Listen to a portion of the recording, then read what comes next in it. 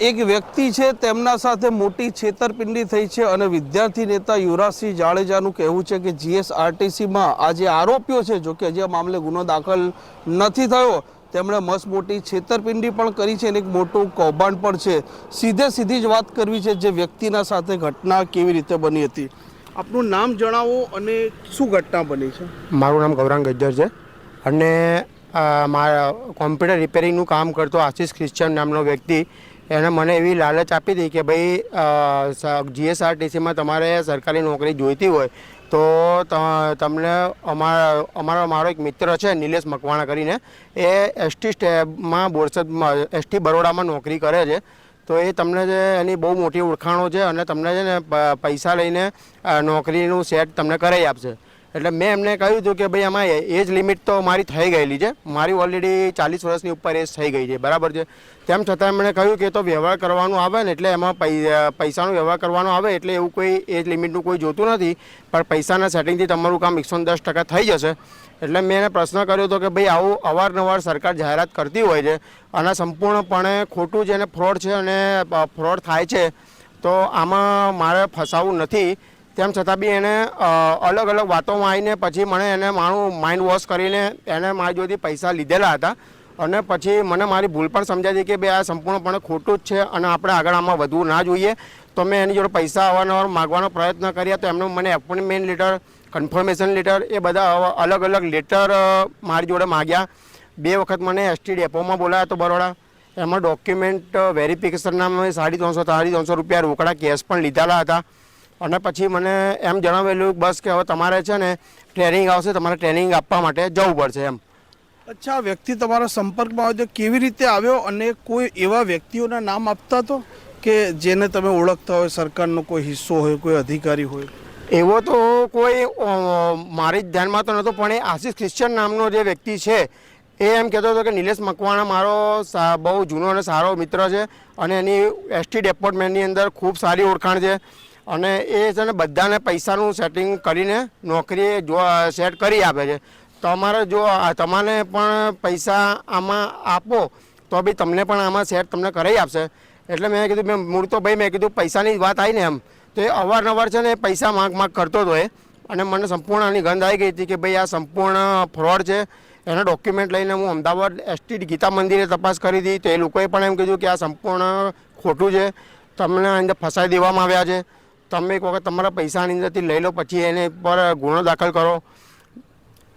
યુવરાજસિંહ જાડેજા, એક લાંબા સમયથી તમે આ પ્રશ્ન ઉઠાવો છો, ક્યારે આ ઘટના બની છે, ભાઈએ કેટલા પૈસા ચૂકવ્યા છે અને તમને કોઈ એવું લાગે છે કે આરોપીઓએ કોઈ એવા વ્યક્તિઓના નામનો ઉપયોગ કર્યો? આજથી 7-8 મહિના પહેલાં આ રીતે કહી શકાય કે પહેલાં તો ઉમેદવારને નોકરીની લાલચ આપવામાં આવે છે અને મોટા મોટા સપનાઓ દેખાડવામાં આવે છે, પછી એવી શેકીઓ મારવામાં આવે છે કે અમદાવાદ જીએસઆરટીસી છે એની અંદર તમે 4 લોકોને નોકરી ઓલરેડી અપાવી ચૂક્યા છીએ અને તમને પણ અપાવી દઈશું, આ પ્રકારની વાત અલગ અલગ ઉમેદવારો પાસે કરવામાં આવે છે।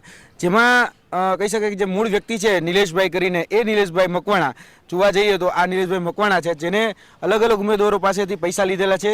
ગૌરાંગભાઈની વાત આવે તો લગભગ કહી શકાય કે 57,200 જેટલા રૂપિયા એમની પાસેથી લેવામાં આવ્યા છે અને આ પ્રકારનો એક લેટર એમના દ્વારા આપવામાં આવેલો હતો ગૌરાંગભાઈને કે ભાઈ તમને એપોઇન્ટમેન્ટ લેટર આપવામાં આવે છે, તમારે હાજર થવાનું છે, એ જે પોસ્ટ તમારી સિનિયર ક્લાર્ક રહેશે, ગૌરાંગભાઈ રોહિતભાઈ ગજ્જર હાજર થશે, અમદાવાદ એનો મુખ્ય વિભાગ રહેશે અને તમારે બરોડા હાજર થવાનું છે અને બરોડા હાજર થઈ અને તમારે નોકરીમાં ટ્રેનિંગમાં જવાનું રહેશે। તો આ રીતે અલગ અલગ જે લોકો છે એ લોકોને નોકરીની લાલચ આપી અને ક્યાંક ને ક્યાંક ઠગાઈ કરવામાં આવી છે, છેતરપિંડી કરવામાં આવી છે। અલગ અલગ લોકોને સાથે એપોઇન્ટમેન્ટ લેટર હોય, નકલી નિમણૂક પત્ર હોય, નકલી જે આઈ કાર્ડ હોય એ આઈ કાર્ડ ઇસ્યુ કરી અને આમાં ક્યાંક ને ક્યાંક છેતરપિંડી કરવામાં આવી છે। ઘણા સમયથી જોઈએ તો આ રીતે સરકારી નોકરીઓમાં આપવાના બહાને લેભાગુ તત્વો જે છે એક્ટિવ થતા હોય છે, પરંતુ આજ વખતે સૌથી ચોંકાવનારી વાત અમારી સામે આવી હતી કે પોલીસ સામે કહી શકાય કે ગૌરાંગભાઈ જેવા વ્યક્તિઓ, જાગૃત વ્યક્તિ આગળ આવી ત્યારે ખબર પડી કે અમારી સાથે ઠગાઈ થઈ છે, ત્યારે એને ખોખરા પોલીસ સ્ટેશનમાં ફરિયાદ નોંધવા માટેના પ્રયત્નો કર્યા, પરંતુ ખોખરા પોલીસ સ્ટેશને ફક્ત અરજી લીધી, એમાં ફરિયાદ દાખલ હજી સુધી થઈ નથી।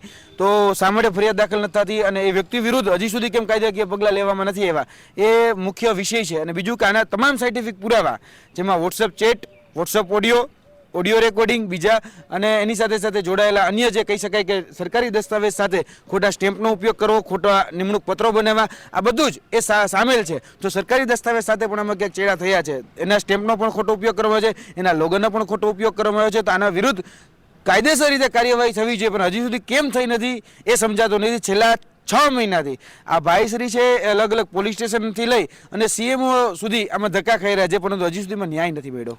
યુવરાજસિંહ, આ જે વ્યક્તિ આરોપીના જે નામ લે છે તો એ આરોપી સરકારી નોકરિયાત છે કે પછી અન્ય કોઈ તેનું નેટવર્ક છે?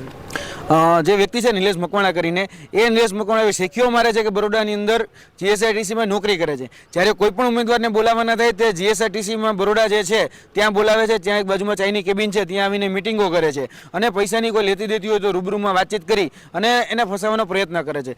દરેક વખતે શેખીઓ મારે છે, પરંતુ અમે જે રીતે કહી શકીએ અમારા ઇન્ટરનલ સોર્સ જે GSRTCમાં છે એના દ્વારા તપાસ કરી તો આ નિલેશ મકવાણા નામનો વ્યક્તિ બરોડા ST ડિપાર્ટમેન્ટમાં તો નથી. આ વાત તમે પુષ્ટિ કરી છે અમારા ઇન્ટરનલ સોર્સના માધ્યમથી, પરંતુ જોવા જઈએ તો અલગ અલગ શેખીઓ જરૂર મારે છે કે ક્યારેક અમદાવાદ નોકરી હોય છે, ક્યારેક બરોડા નોકરી હોય છે. આ પ્રકારની વાત કરવામાં આવે છે. ઉચ્ચ અધિકારીઓ સાથે પોતાની ઓળખાણ છે અને આપણી બહુ મોટી પહોંચ છે, આવી શેખીઓ મારવામાં આવે છે, પણ એ ફક્ત શેખીઓ છે, એમાં કોઈ તથ્યતા નથી, સત્યતા નથી. અચ્છા, આરોપીએ તેના સોશિયલ મીડિયા એકાઉન્ટ પર એવા કોઈ ફોટા કોઈ વ્યક્તિઓ પાસે પાડેલા હોય એ કે બતાવતા હોય? કારણ કે જાળમાં ફસાવા માટે તે ચોક્કસ તો એની એક એમો તો રહેતી હશે ને?